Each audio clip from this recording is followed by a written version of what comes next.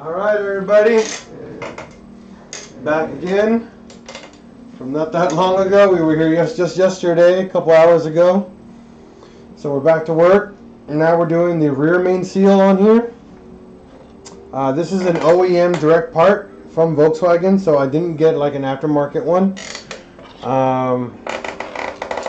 But you need to know the part number. There it is. So you know it's OEM, Volkswagen symbol, all the fun stuff. So on these right here, there's 6 bolts, and they all go on at 11 foot-pounds. But the tricky part is not the bolts, but the actual seal itself.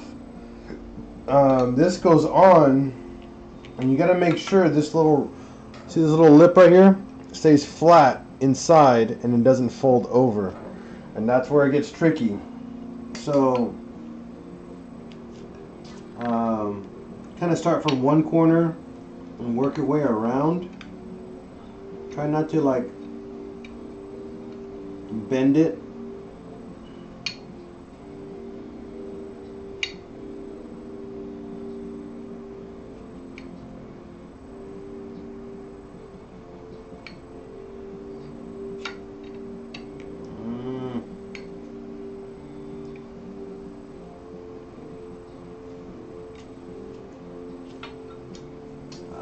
Come on. Let's see here.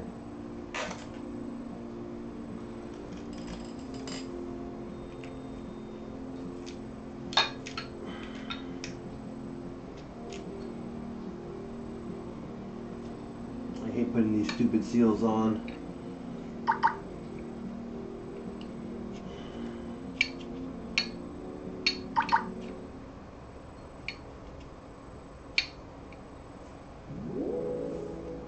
You're listening to Spotify free on Google Home.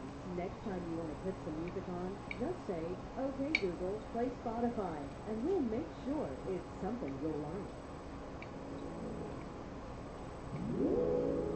Spotify free on Google Home plays stations based on your favorite artist. But sometimes you just want to play one song over and over again. Upgrade to Spotify Premium to play specific tracks on your Google Home.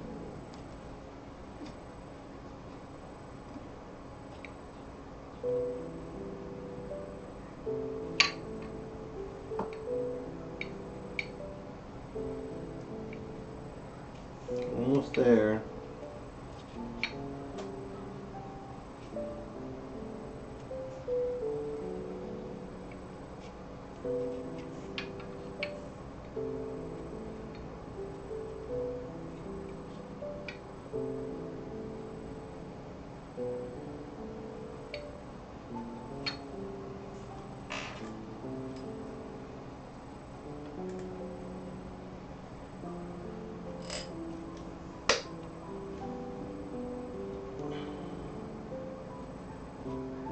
Now, once this goes in, as per the Bentley manual, it says give it about 24 to 48 hours before actually turning the car on so the seal itself can settle in place.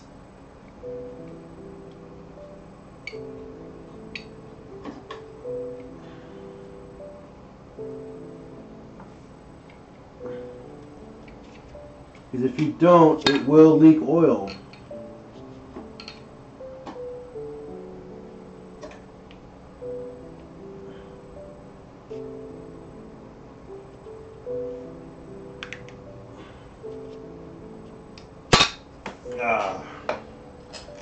I always hate this part. I didn't get my YouTube up so I can read your guys' comments. Give me a second here.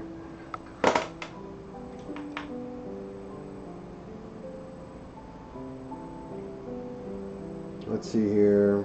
Sorry guys, give me a minute, alright?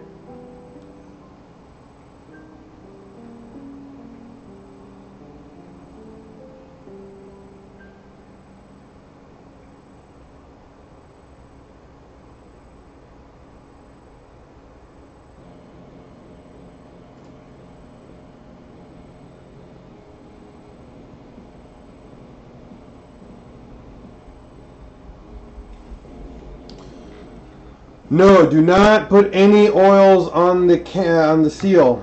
That's a big no-no. That will not help, unfortunately.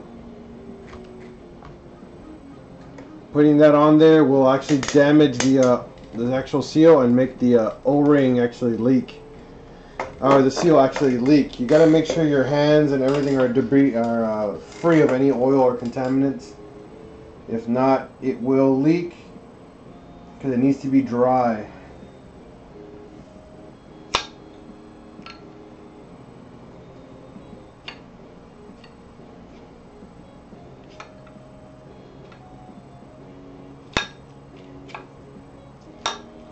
It's just an annoying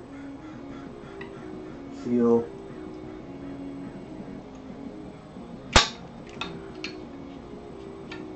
Because it's like you can't put it on 100% straight.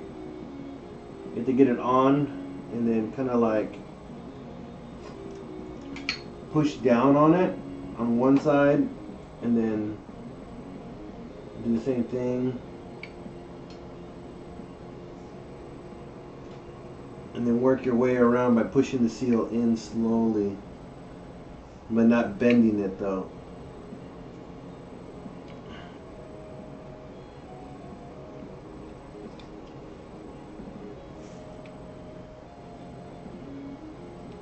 Once you get it, it'll fall into place.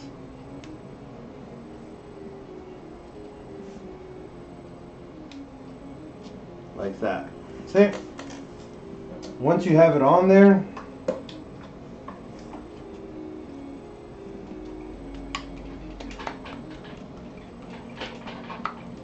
just like that,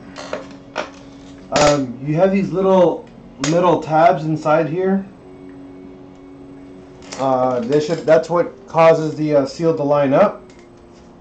Once you have that, you need a 10mm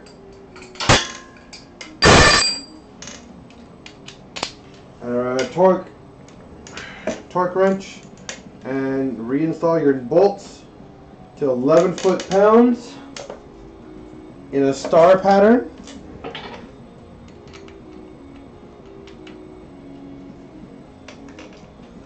Any seal on any engine in general, you cannot use any type of oil or lubricant to install it, due to the fact that you're trying to prevent oils and lubricants from coming out of it. So what happens is that it just generates a path for the oil to actually go through.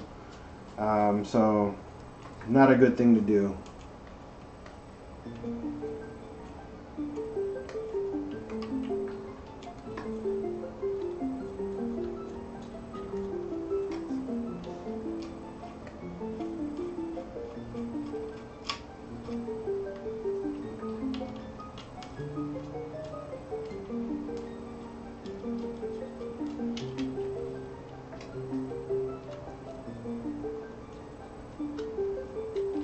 So I always hand tighten everything.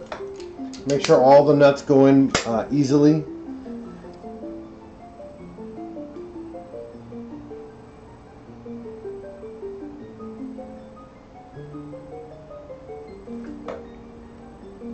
I don't know of any weekend deals for Mark IVs. I know there isn't a tool.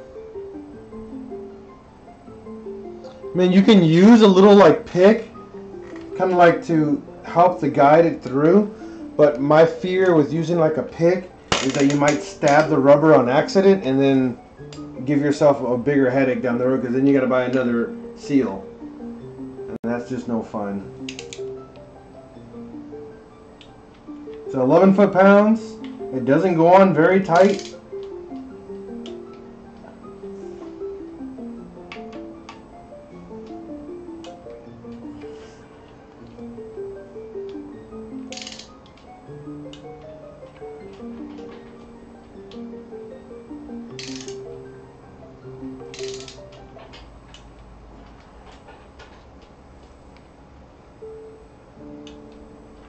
Double check your torque specs. Once you get it all torqued down to spec, do it one more time.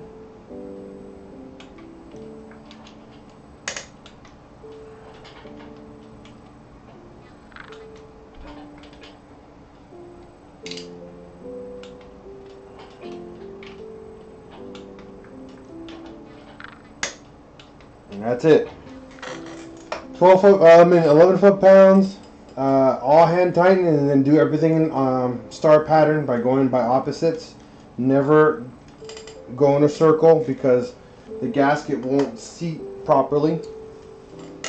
So once that's done, we got to reinstall the oil pan. Once the oil pan is installed, I'm going to put the transmission. We're going to clean the transmission today. We're going to do the dipstick. I mean the pickup tube right now. We're going to remove that and clean the pickup tube, the oil pickup, because it's clogged with not clogged, but it's got dirt, debris in it. We want to clean that. That way we have a clean engine start.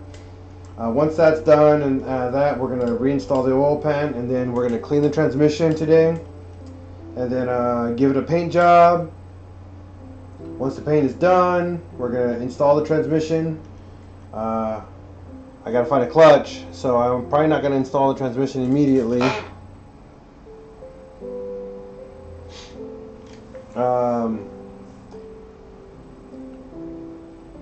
But yeah, we're going to be busy today. We're going to clean the engine bay too. So there's going to be a whole other video today for doing the engine bay. I'm going to show you what you guys can grind off and keep on. Because we're going to do a little bit of grinding, cleaning of the engine bay. And that way we can, you know, get a little bit more cleanup on it. So next is the pickup tube right here, which is a 10 millimeter. It's kind of hard to see, but it's that little tube that goes underneath on the pump. That's a full 90 degree.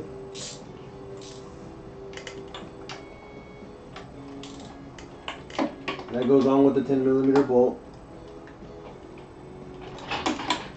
And they go on pretty tight.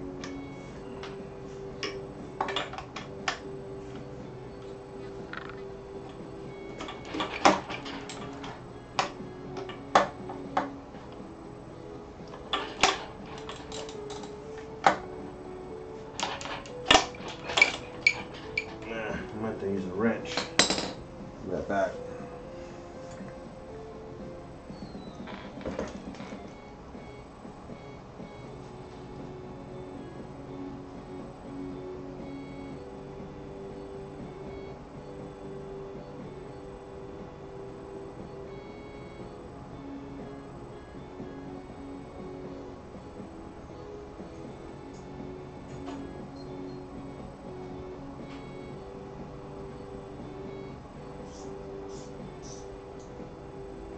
Let's see if this works out.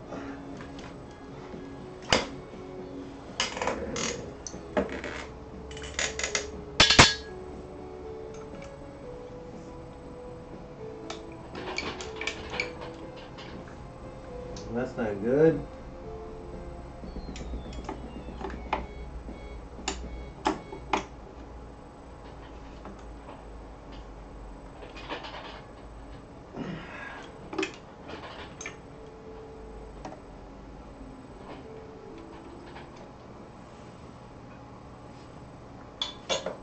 Use an Allen bit instead.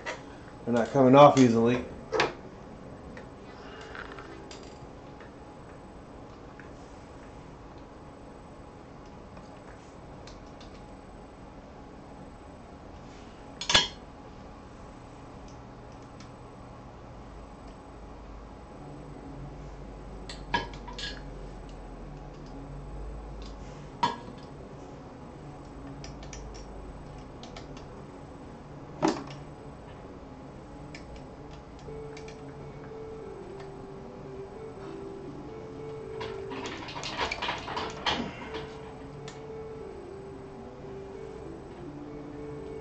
This one's on really tight.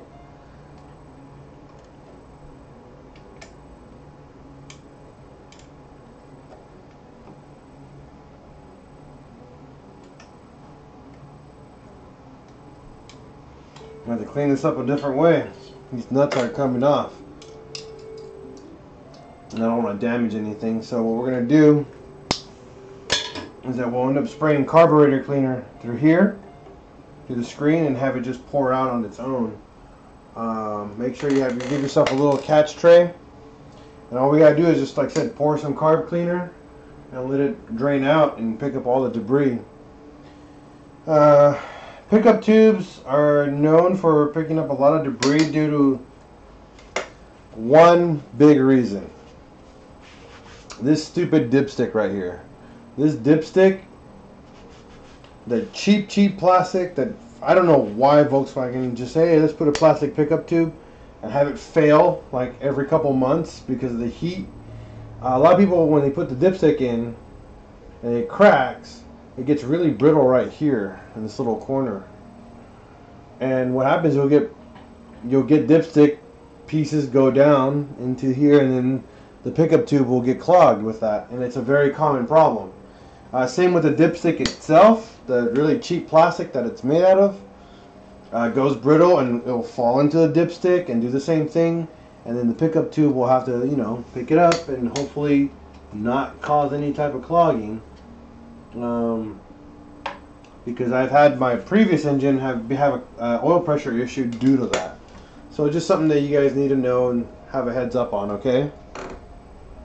So I would recommend, I mean, a dipstick and a pickup tube, if you shopped around for one, you can get one for like literally like 30 bucks comboed. So it's a really cheap fix. I'm gonna grab my dipstick, be right back. Gonna grab my oil pan and give this sucker a good cleaning.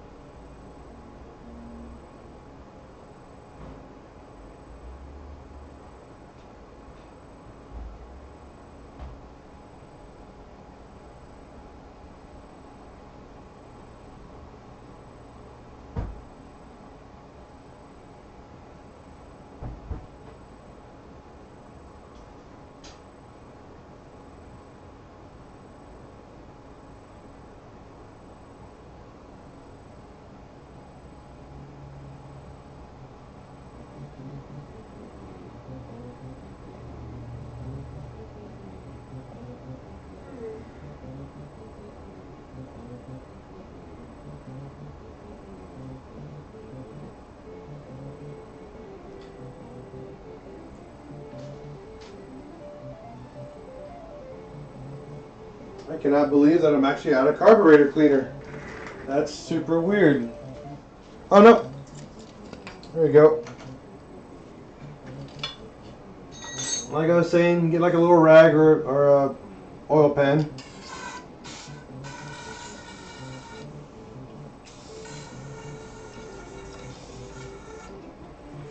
And give that a good cleaning.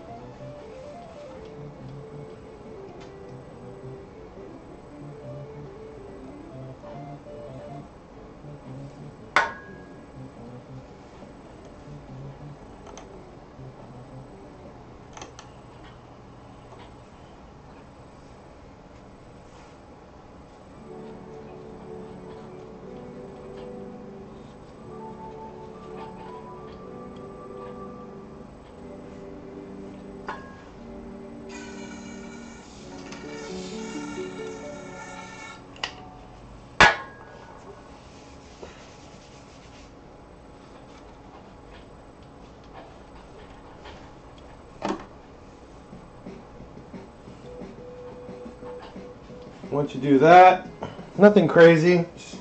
Like I said, just give it a good cleaning down below.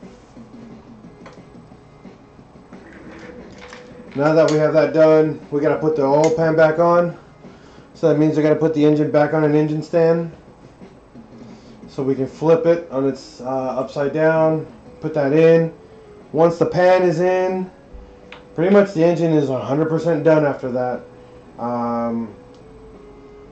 And then we're going to be working on getting all the covers back on, the engine mounts, painted and cleaned.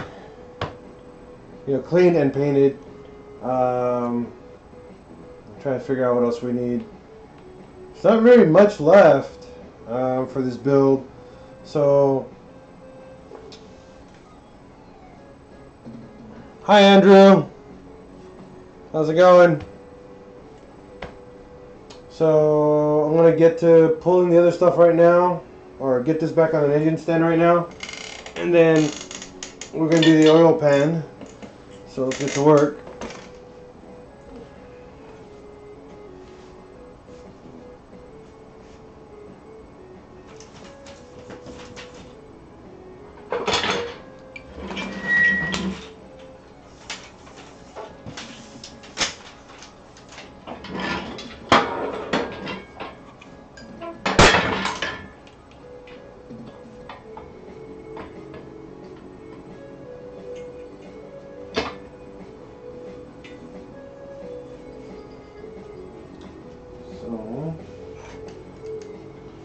easiest way to do this is to take out your engine mount bar and bolt it onto the actual engine first, and then put it on the actual engine afterwards. I mean, on the stand afterwards. I figured out that the hard way.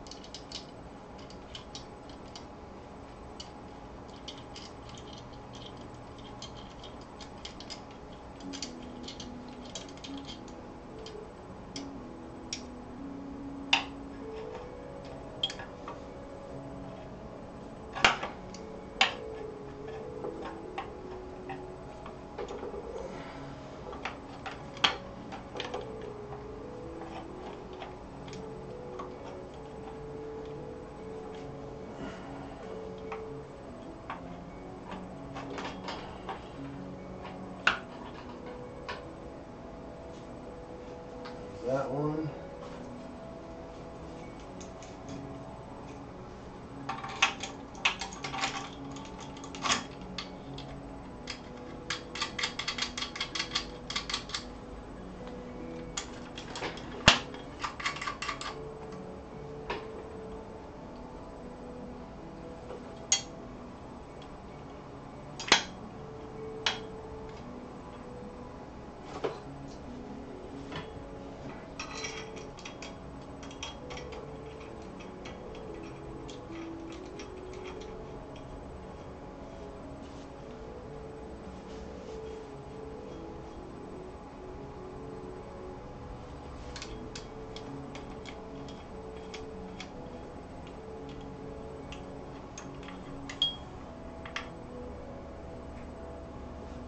And then tighten everything back down by hand.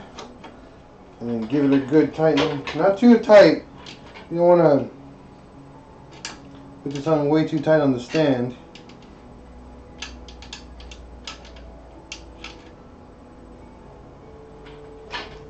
Once that's all said and done, get your stand over.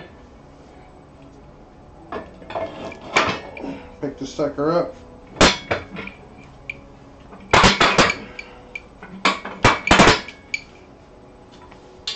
Try to cram that sucker in.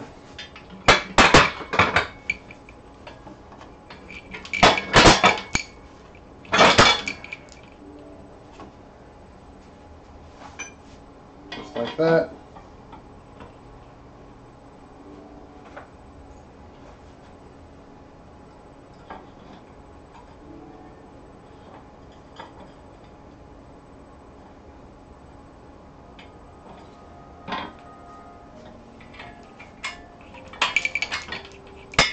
Lock it in place, and then lower your cherry picker.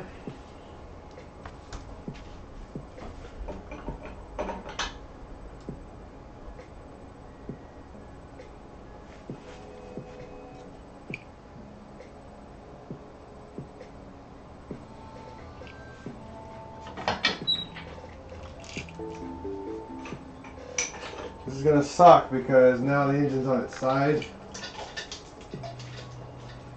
Oh man.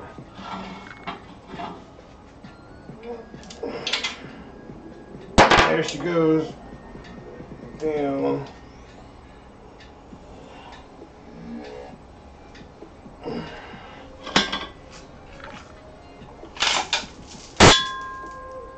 There we go. Now she's upside down.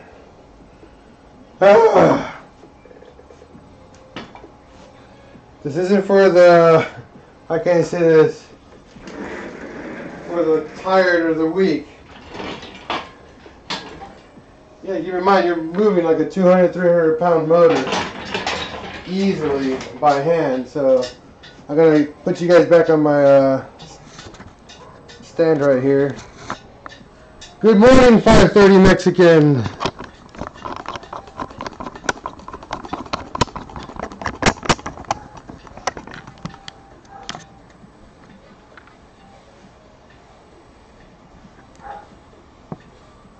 There you guys are.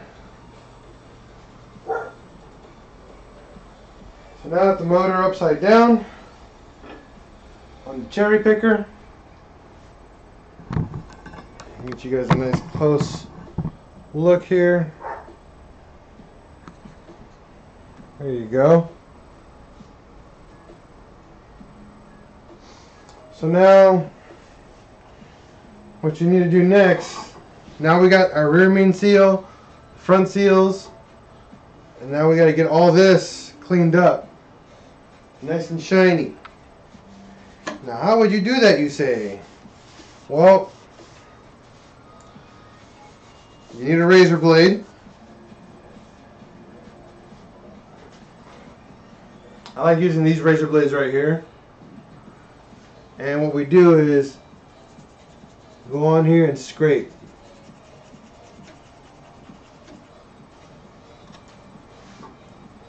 You know? Scrape as good as you can. Now you'll see I'm taking off the paint because, well, I painted the motor and there's a little bit of overspray underneath here.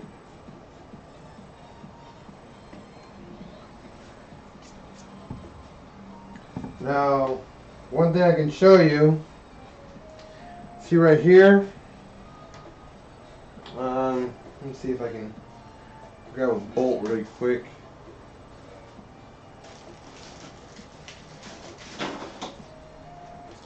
Right here, you're going to have some RTV clogging your path. Because usually what people do, whenever they pull out a freaking oil pan, they clog that crap up with so much RTV, it's ridiculous. So we got to try to clean that out, because what you want to do is when you put your new pan or new gasket and sealant, you want to make sure there's nothing in here to bind or make the oil pan or the block itself have anything cross-threading or making it hard to thread and actually breaking stuff. So you have to blow that all out.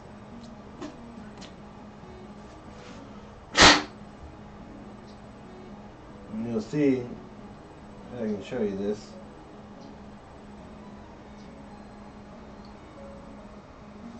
There's a big chunk of RTV in there.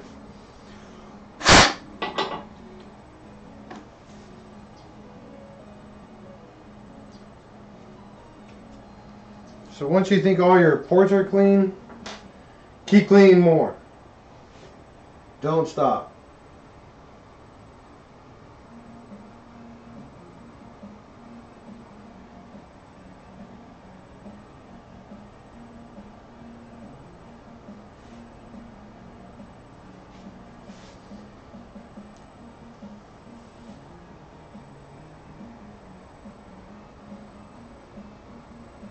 Yep.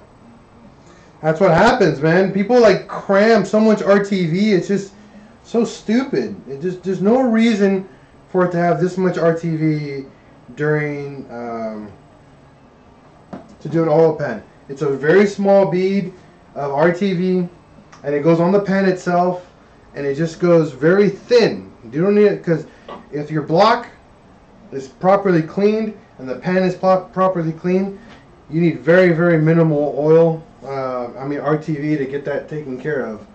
And yeah, a crappy job, when someone else does it and you didn't know how it was done, yeah, most people would just cram as much RTV in there as possible so it can seal. You know, and then you notice, oh shit, my car's clogging, I have no oil pressure.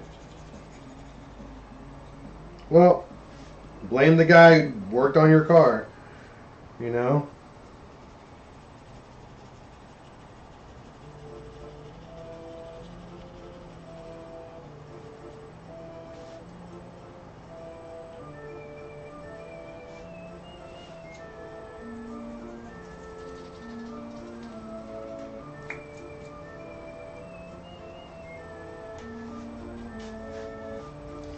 So once you get a good clean surface, get a dry cloth again and double check all the stains. Make sure that those are just stains and not rust. Because once you RTV it and put that pan on, and you start to leak because, oh, you know, you wanted to cut a corner,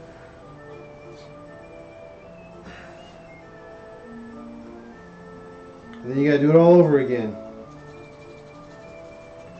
And believe me, doing an oil pan when a car is on the ground, it is not fun.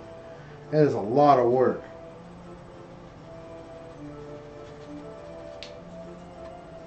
And make sure your razor blade is brand new, because if you have an older razor blade, what's going to happen on an older razor blade, it's going to be kind of like textured because the blade's going to be dull. You're going to scrape the surface too much and then scrape the metal way too hard, and it's going to create little divots in the metal, and then that'll make it leak too. So all these little things are just something that you guys, some advice just for everybody or newcomers or trying to do their own engine build. A lot of times the RTV, the old RTV that's on here, can actually just be rubbed right off with no issues.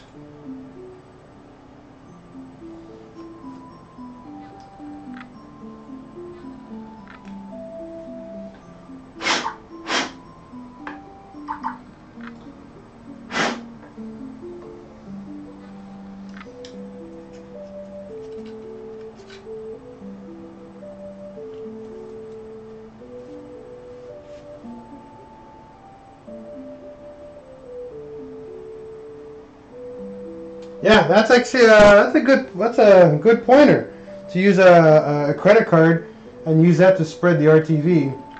The only thing I don't like about that option, you can't feel how thick of a bead you put on there. So like when you put the RTV on here and you use a credit card, you don't know how thick it's going on. So what I do instead, I just use my finger and just clean it off once I'm done. I mean, it's not going to hurt you. So now that that's set, now to do the pan.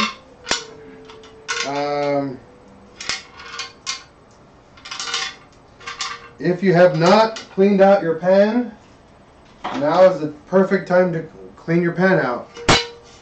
You'll see here, I cleaned out this oil pan and it's like pretty much almost brand spanking new. So if you haven't cleaned it out, it is the perfect time now to clean out your oil pan and make sure there's no debris in here. No old RTV, which mine has a lot of, which I'm going to clean out. As I said, the previous owner of this car just did not do a really good job of maintaining their car. I'm impressed that the car actually almost has 200,000 miles from that owner. Just impressed. I mean, it just goes to say that Volkswagen built a really good engine for it to be neglected like that.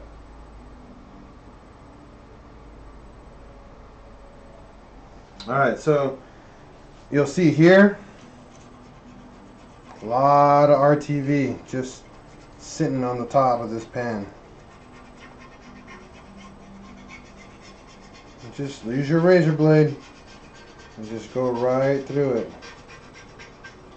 Don't do like a really harsh angle because it will cut into the pan. The pan is really soft metal, it's aluminum.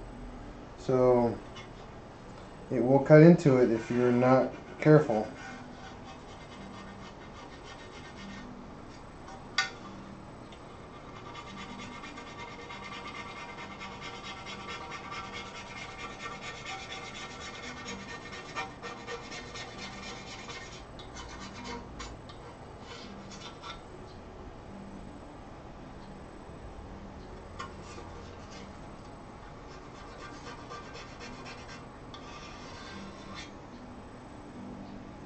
Alright, once the pan surface is all cleaned out, you're going to go into every single little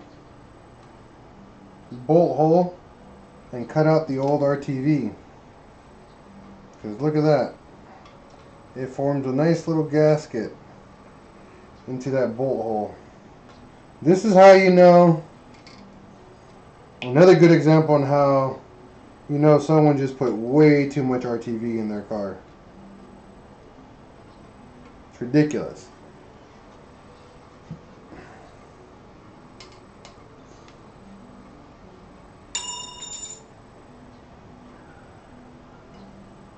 So I'm going to have to sit down for this. Give me a second here.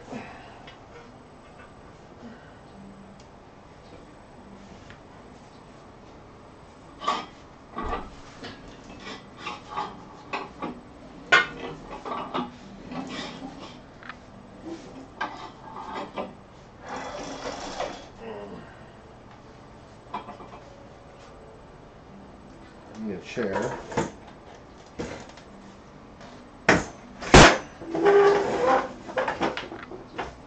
There we go.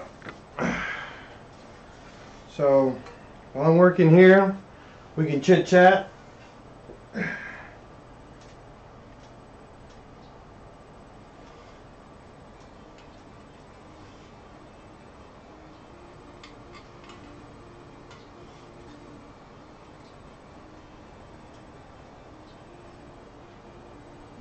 I so hate this when I see this.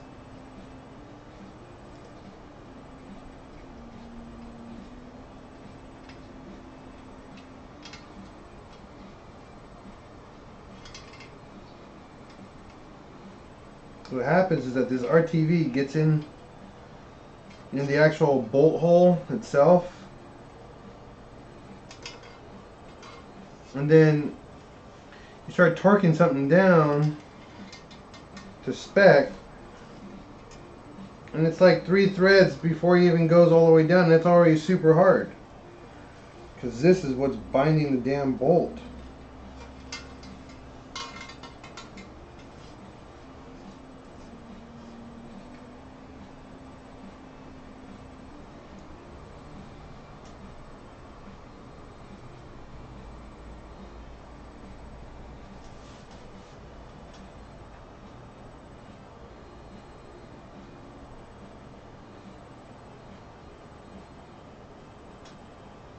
Wow, Brittany, that's crazy.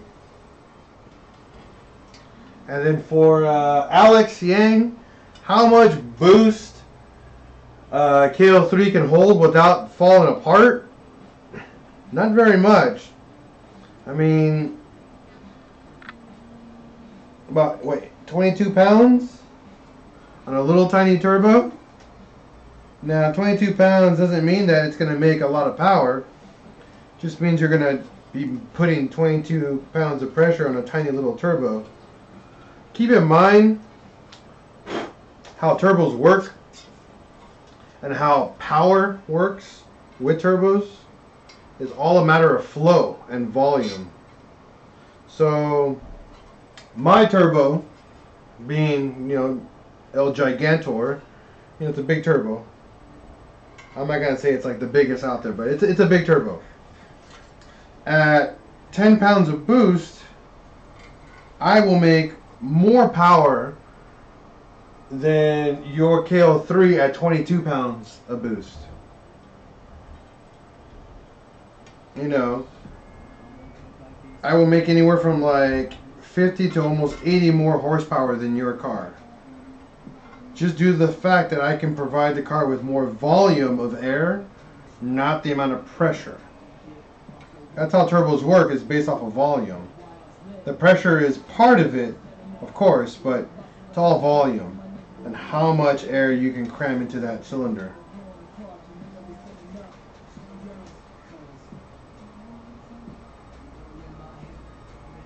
That's cool. Paper clip and a thread chaser. I should do that next time. But I don't have a thread chaser. So this is my option. It's working so far.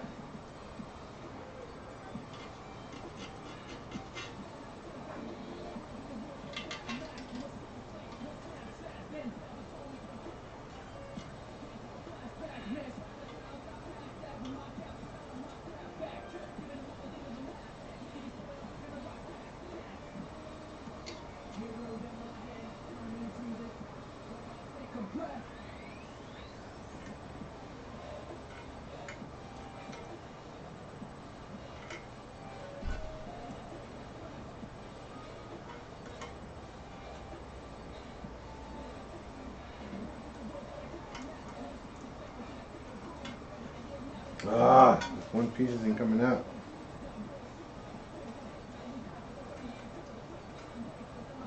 Look at this. You guys see that? It's a chunk of RTV just sitting inside a thread hole. Freaking crazy.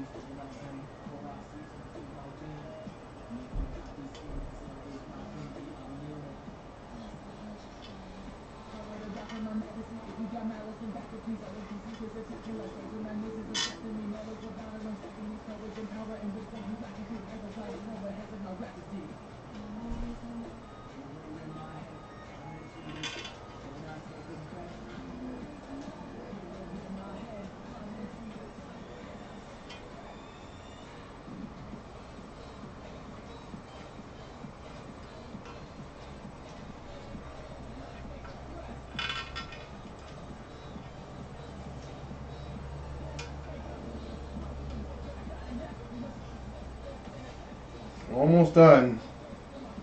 You guys have any other questions though? Let's see.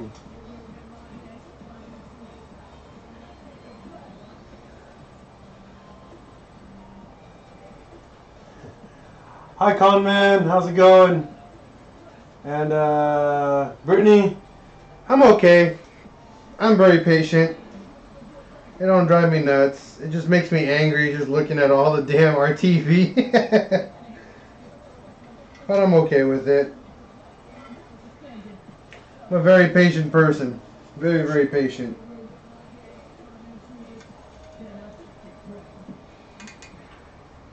And it gives me more time to talk to you guys. You know, I love talking to my viewers and subscribers.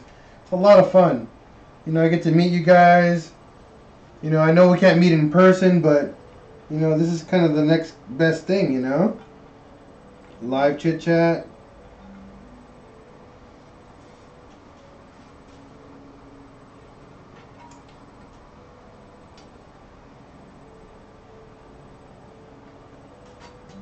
I find this a lot of, I find this actually what they call soothing. I guess is the word I want to use.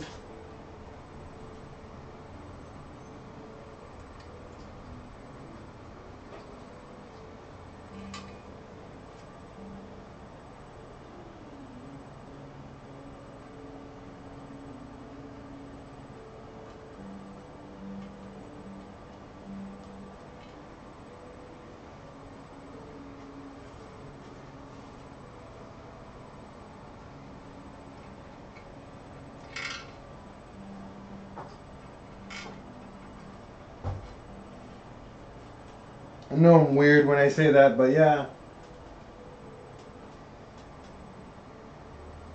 Alex, no, heat won't help because it's RTV.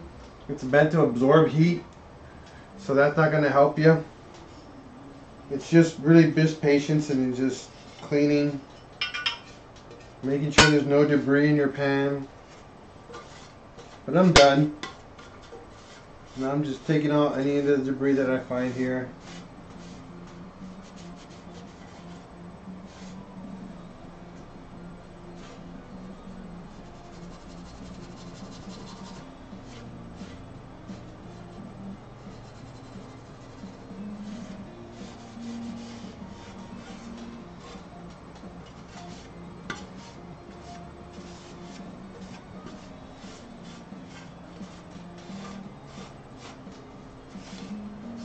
So just keep double checking, making sure that you don't have any little debris in here. You don't want anything to get into your motor when you're actually putting it all back together. And now that we cleaned the metal surface,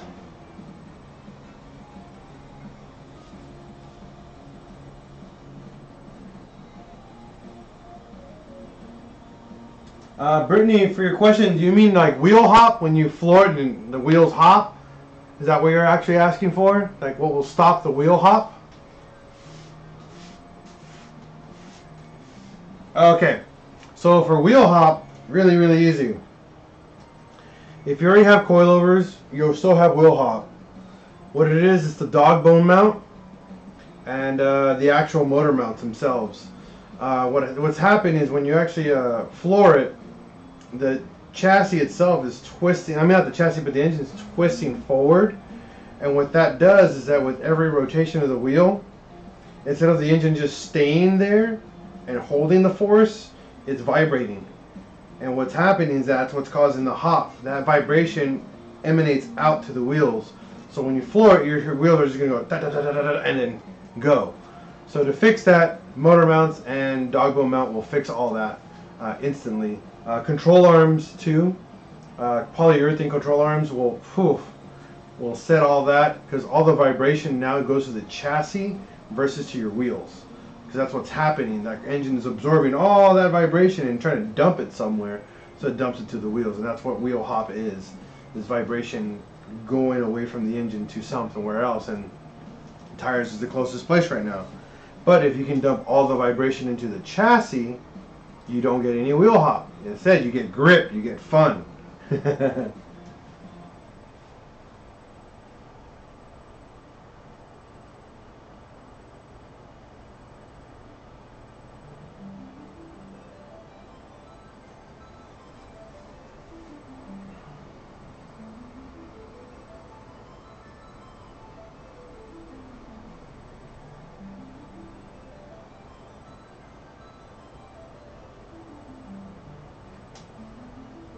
Alright, so for Bruno Hammy on wheel bearings. Oh, I love wheel bearings. One of my most favorite things to do. You say if you lift the car, how would you go to find out if you have a wheel bearing? Well, wheel bearings are kind of a weird way to diagnose. You lift the car off the ground. Now you got to make sure your tie rods are good. And your control arms are good, because if not, it's going to give you a false reading. But if those are all good, when you lift the car off the ground, you literally just shimmy the wheel left and right and forward and back. If there's play in any direction you go, you have a wheel bearing that's failing pretty much. Another way to know if that doesn't happen, I've had bearings where they don't do that and they have a weird hum noise, almost like a grounding sign, like a whoa, whoa, whoa, whoa, whoa, whoa, whoa. That's how we also know that you have a bad wheel bearing. Now there's a problem with that. Let's assume you don't have the moving wheel and you only have the weird humming or grinding noise. If that's what you're having, then the problem is, which wheel bearing is it? Oh my God, have I had fun with that. So the issue with that, what you're going to have to do now is take the front up, wiggle, wiggle, take the rear up and wiggle. First things first, do the easiest and cheapest ones to do the rear bearings. Rear bearings tend to fail a little bit more often than the fronts, I've noticed personally. I'm not going to say they do, but in my personal opinion, that's what I've seen fail more, is the rear bearings. They're super easy. Take the wheel off, take the caliper off, rotor off, and it's right there. The wheel bearing's there. You smack it off with a hammer, cut the race off, you're done. Put the new bearing on, it goes in by hand, everything goes in, and torque it to spec, call it a day. Pretty straightforward. If that doesn't solve your problem, then it's the front wheel bearings. Then it's a whole other monster. Usually, if you're on a lowered car and you daily the car, and let's assume you've never replaced the wheel bearings, if you own a Mark IV, just replace them. Smart thing to do in anyways. They're super inexpensive. Downside though is you need the tools to do it. If you don't have a press, take it to a shop. Unfortunately, you're going to spend about $100 to get it done. If that's the case, go buy yourself a press. Harbor Freight, you can pick one up for $180. About the same amount of money that it's going to cost you to have them done. Buy the tool, do it yourself. Learn something. Not hard to do. But 99% of the time, it's going to be a wheel bearing. It's going to be a crappy job. On the Mark IV, at least the rears are fun. They're really straightforward and easy to do. The fronts, depends on like what you need, what else you need to get done. If you're there, you might as well do control arms. You might as well do tie rods. If you have a sway bar, upgrade the bushings on the sway bar. Replace your end links. I mean, those are kind of the things you're going to be doing. If they're the front wheel bearings, you might as well just start doing all the other maintenance. It's a good thing to do. All right, hopefully that kind of answers the question. For Saul, yes, I will be doing a front mount intercooler. No, I will not be doing a video because the front mount intercooler is a full-on custom intercooler. I got to have a shop weld it. However, that being said, once the weld job is done, I will give you guys a full view on how it looks and how it was installed and done. The reason why I'm going to a shop because I have to have it welded. I don't like using couplers to put everything together. There's just more room for boost leaks, more room for errors, more room for problems. I hate boost leaks. I hate trying to find a boost leak. No fun. No fun, no fun, no fun. Hopefully that answers your question. But yes, I will be showing you the end result of the custom intercooler. I will be providing links on what I purchased, and so you guys can do it yourself or find a shop to do it for you.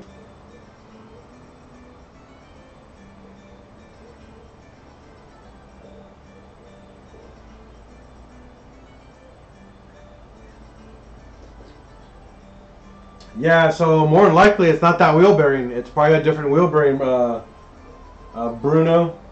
It has to be a different wheel bearing. It's probably because you stop one and now the other one's getting worse, so it's gonna get louder and louder and louder until it fails. So, in all honesty, just replace them all, man.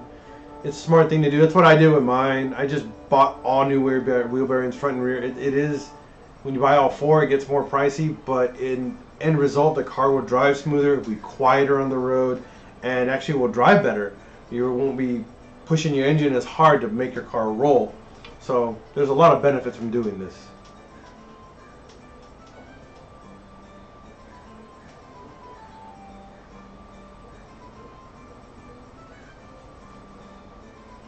Brittany, I'm so sorry you have to do an axle on your Passat. I hate doing axles on Passats. I hate them, I hate them, I hate them. I actually have to do my wife's axles on her Passat. I have a DIY already on there, so they're not hard to do, but they're just super annoying. Passats, I mean, I'm not a big fan of them, but I own one. Alright, so now RTV.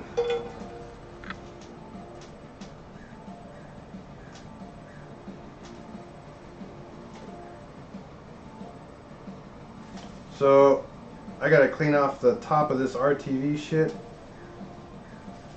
It's already dried. Alright, bud, see you later.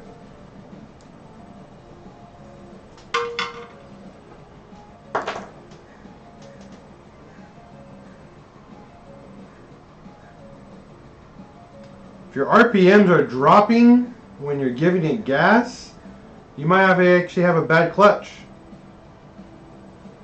Your clutch is actually slipping. That usually happens when you do it. So when you floor it, pay attention to it. Does it actually like accelerate and you like go on and like kind of grab and go and grab and go, where it accelerates, slows down, accelerates, slows down, kind of like that? Is that what it does? 530 Mexican.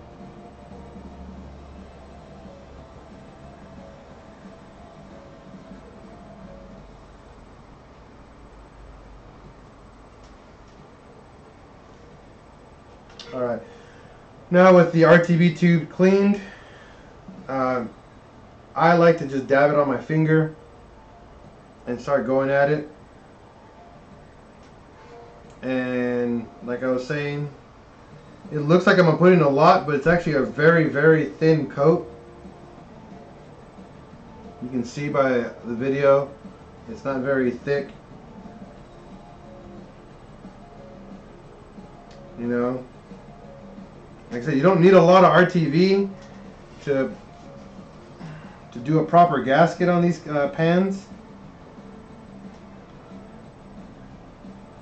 Putting too much RTV is what causes these engines to fail, especially oil pressure, because you're going to clog the pickup tube or leak oil like a mother, and you wonder why.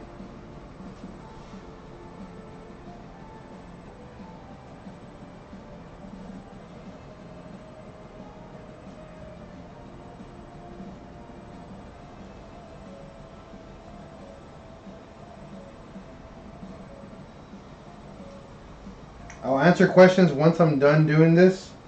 Okay, guys? This RTV kind of dries pretty quickly, so I gotta work quick.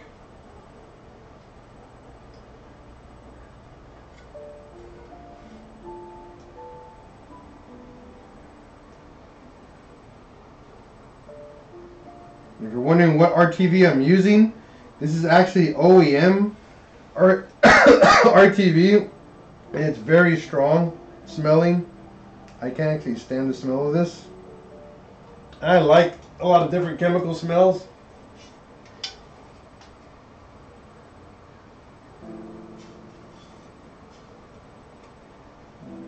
Give me a second, guys. Oh my god.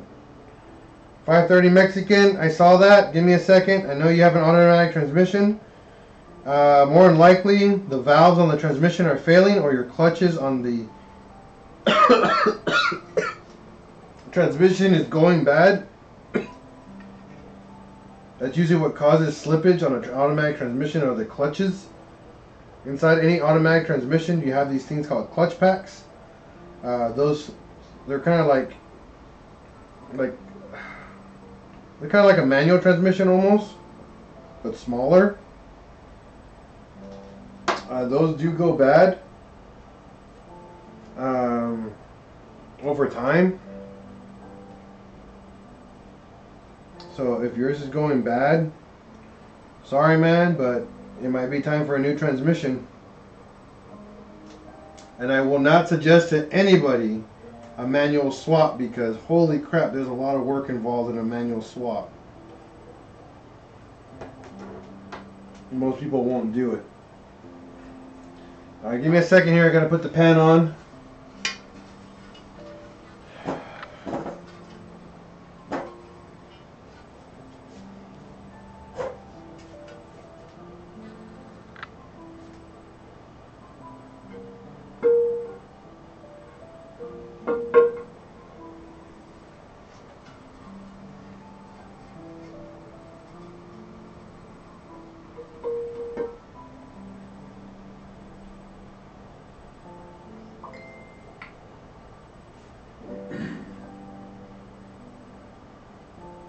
Make sure everything lines up ahead of time before you start dumping bolts in there. Okay?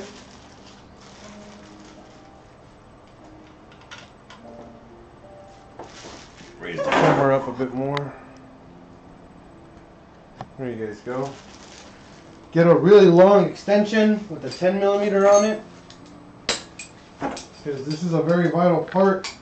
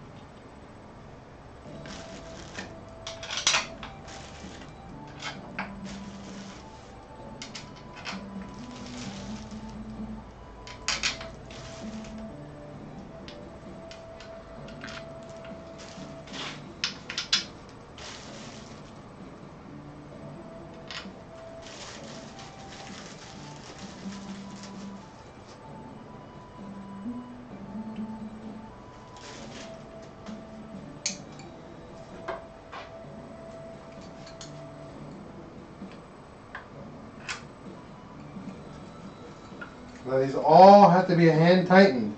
Do not tighten these down by with the ratchet. All by hand, guys.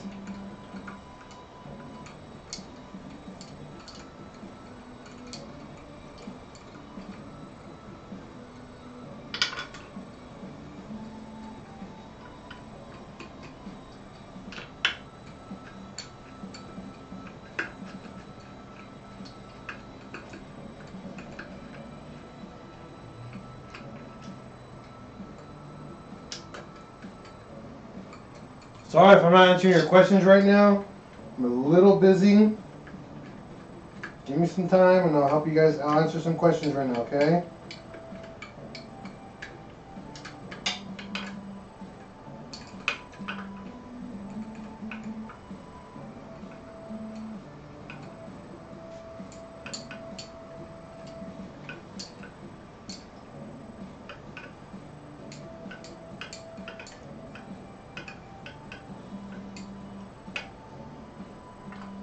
If for any reason your RTV starts oozing out of the freaking seams, you put too much.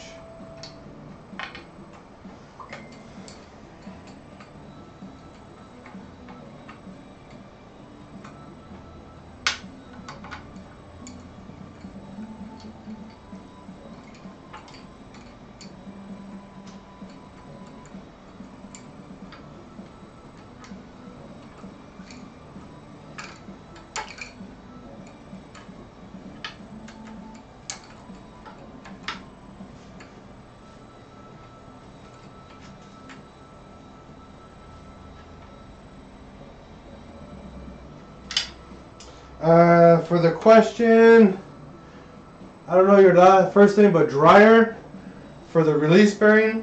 So when you press the clutch in, the noise goes away and you let go. You have like a little bit of chatter, kind of like a taka taka taka taka taka. That's what we call flywheel chatter. That's normal with the stock or even aftermarket clutch. It's actually not your release bearing. If it was your bearing, it would make more of a grinding, winding noise. That's how you know that's gone bad.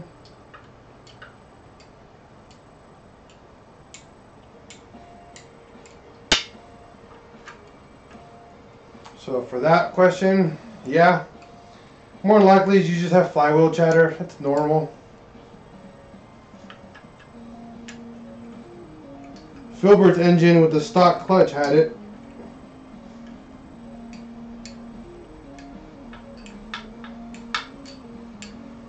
Hands getting tired. I know I said this, but I'm going to stop right at the edge.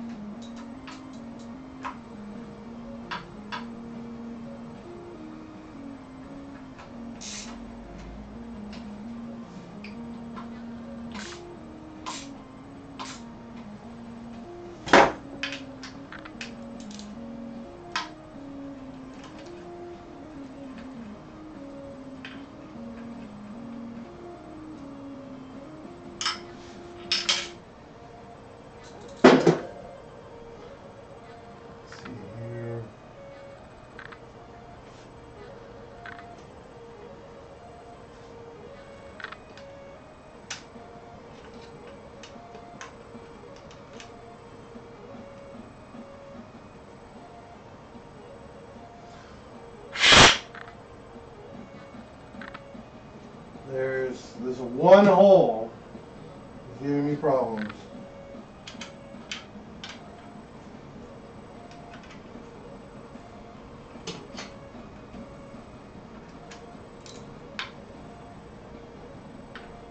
Nope.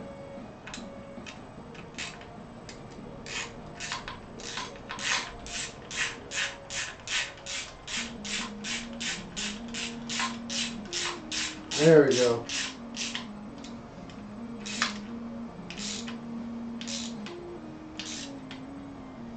Nope.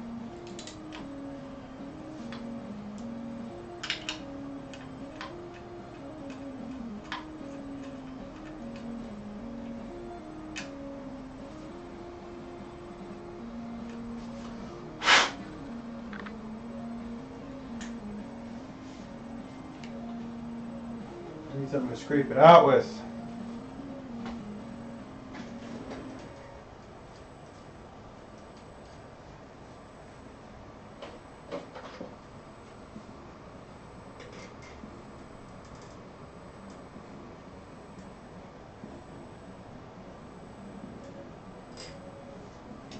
Uh, 1.8T oil pans do not come with gaskets.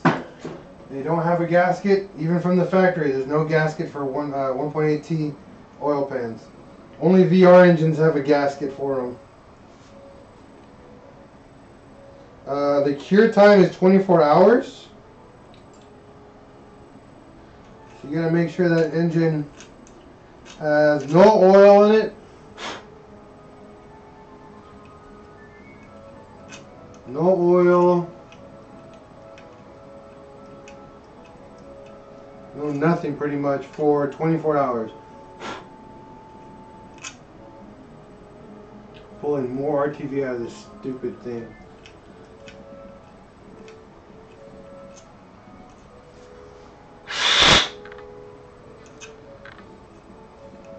I can feel a little cushion of RTV down below. Oh my God.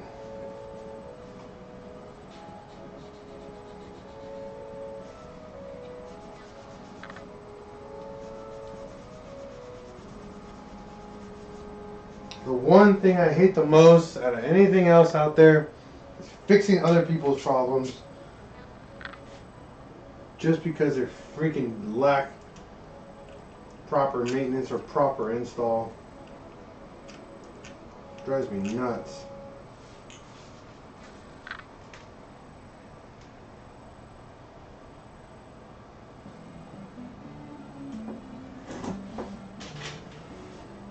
Yeah, like I was saying, curing time is 24 hours for any RTV in general. You want 24 hours on any RTV.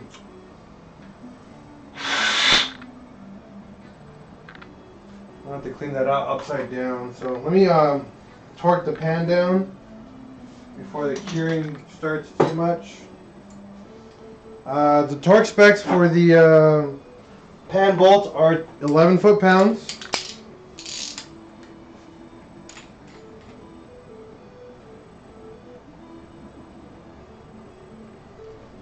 And you do go opposites.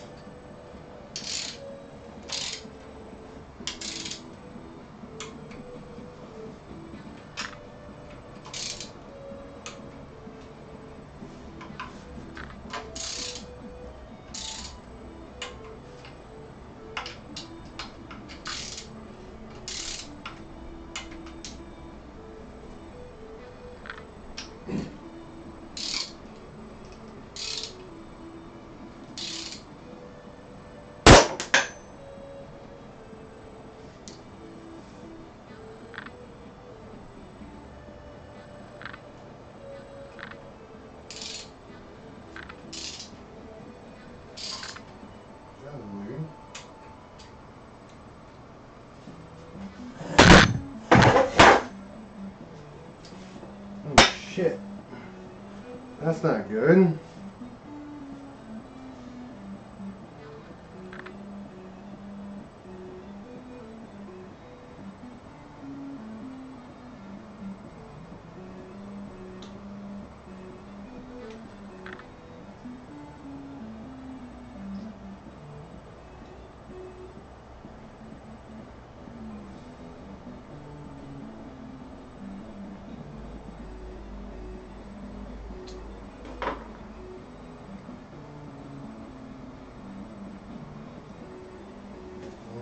Let's see.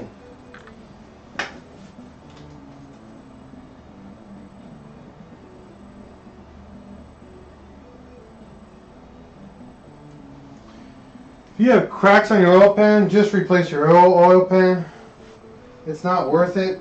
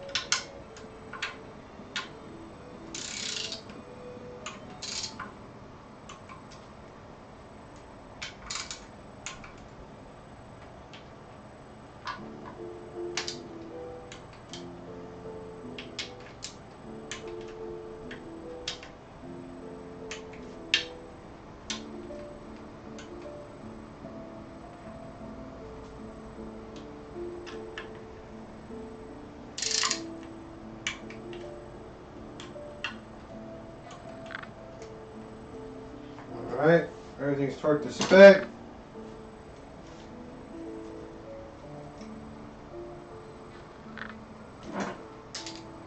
Oh, missed one bolt.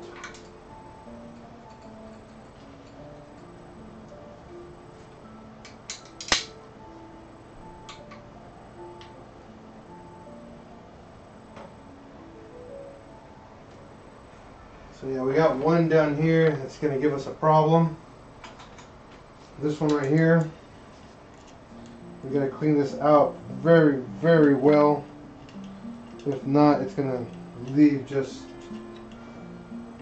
possibility for having too many problems.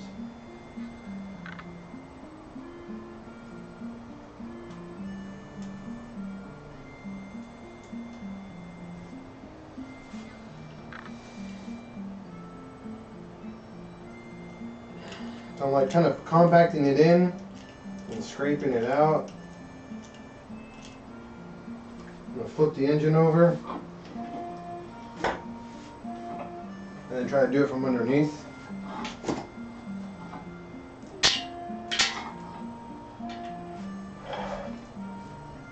This is going to be fun.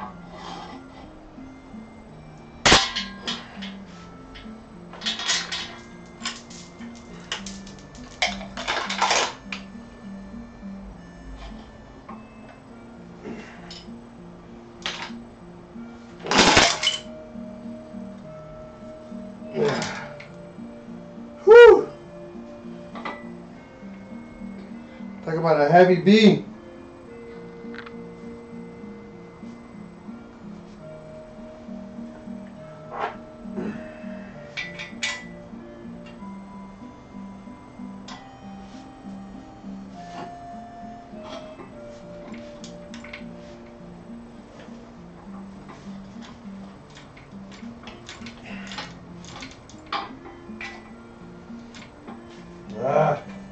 Need a screwdriver.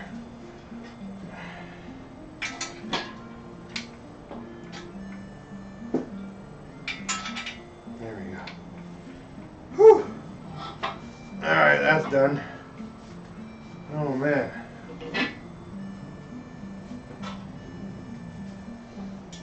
Let's get back to getting the gasket out.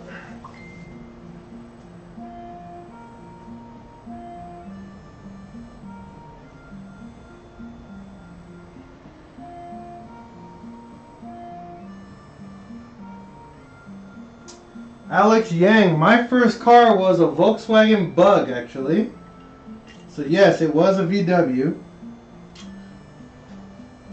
A 1974 Volkswagen Super Beetle.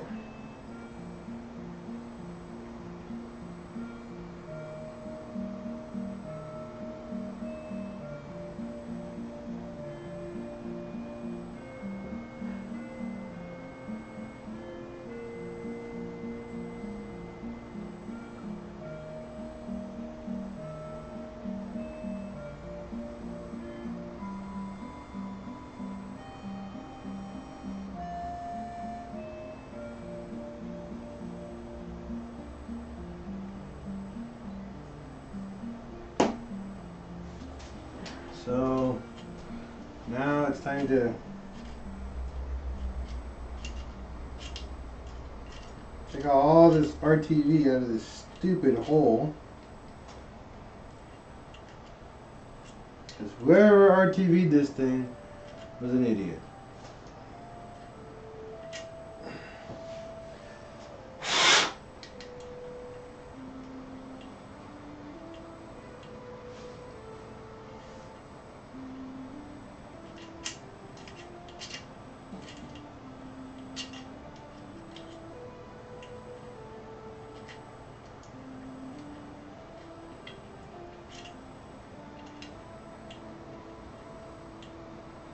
Probably use a screwdriver, scrape that out. So I'll be right back. I'm gonna grab a different screwdriver.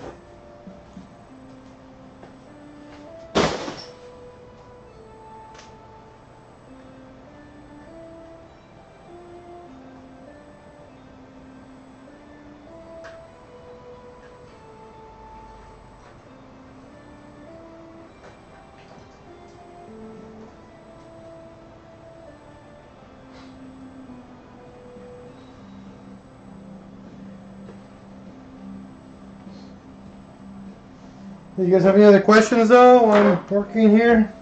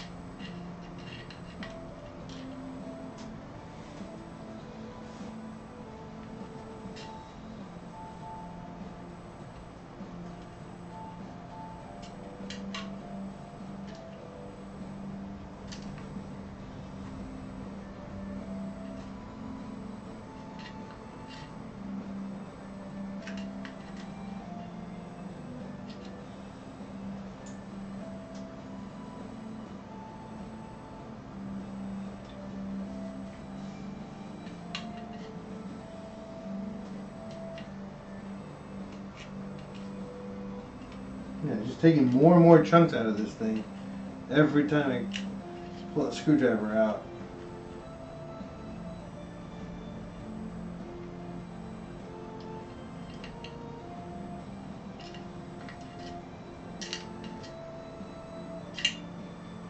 Now whether I'm not going to be able to get all of it out, it's going to, I don't know.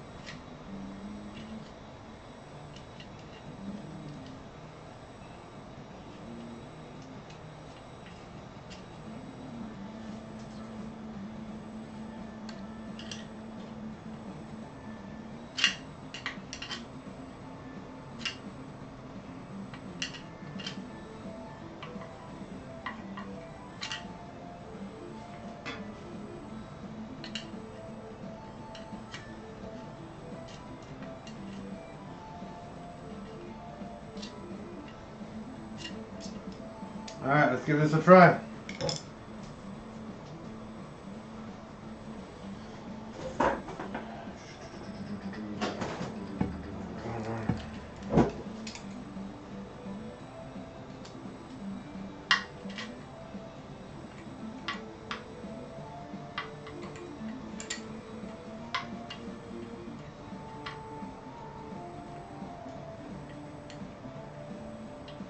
Yeah, all the way down now.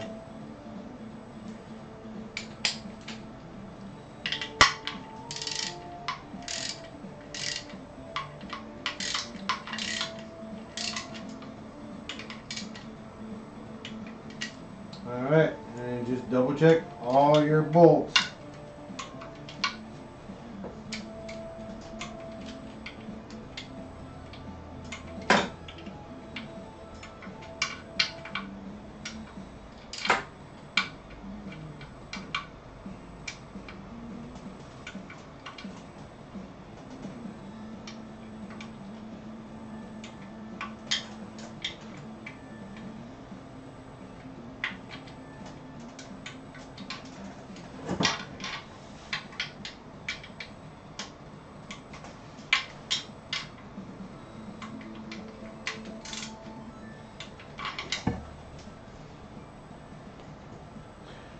Whew. Well, a lot of work. Put a pan on correctly.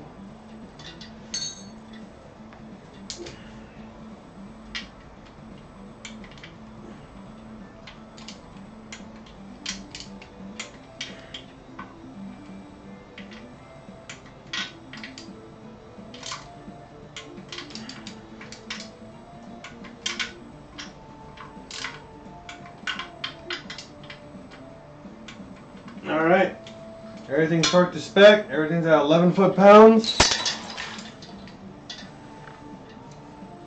So that's set. Pan's done. So pan, rear main seal, front main seal, all the timing's all set.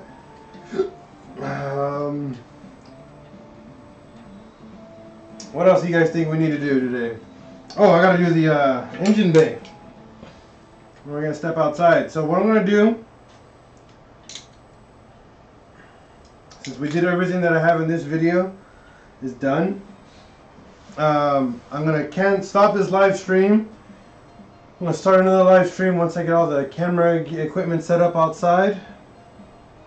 And then I'll make a new live stream for cleaning the engine bay, degreasing and all that, and prepping it so you guys can get all that nice and pretty. So I'm going to stop the live stream. I'll see you guys in a little bit. Alright. Thanks for watching this live stream right now. I'll be back in a little bit getting the other one set up. So stay tuned like as always, and we'll see you in a little bit, okay? Thanks for watching, guys. Peace. And as always, break, fix, repeat.